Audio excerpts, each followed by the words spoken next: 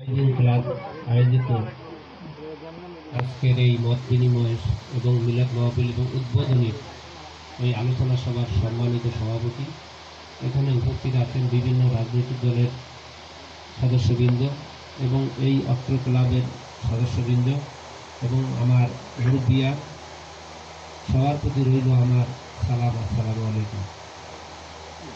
একটু আগেই মামা আমার বলেছিলেন, একজন বীর মুক্তিযোদ্ধা, উনি বলেছিলেন উনি এইরকম সামাজিক কর্মকাণ্ডের সাথে অতীত জীবন থেকে জড়িত এবং আমরা দেখছিলাম, আমরা তাদেরকেই অনুসরণ করছিলাম। এখন একটা কথা হলো, এটা যেহেতু ক্লাব, এখানে সবচেয়ে বেশি কাজ করতে হবে সামাজিক যে কাজগুলো আছে, সামাজিক যে ভালো কাজগুলো আছে।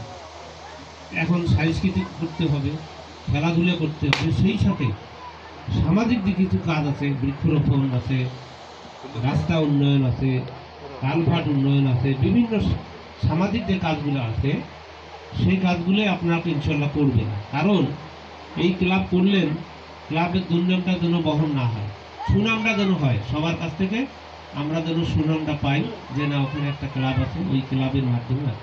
আর ক্লাবের পূর্ব শর্ত হল, মামা যেহেতু বলেছেন ঘর, আপনারা ঘর করেছেন, এখানে জমি দেওয়া লাগবে। কিন্তু অবশ্যই আপনারা যদি রাষ্ট্রীয়ভাবে কিছু করতে চান তাহলে এখানে জমি দান করতে হবে।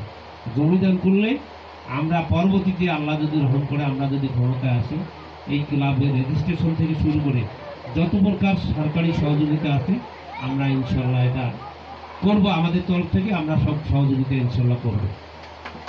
কিন্তু আপনাদেরকে সেটা মনোযোগী হতে হবে, যত প্রতি যে কাজেই সামাজিক যেন নিবেদিত হয়, সমাজের যেন সবাই বলে যে হ্যাঁ এই কাজটা ভালো হয়েছে, এটা যেন সবাই বলে।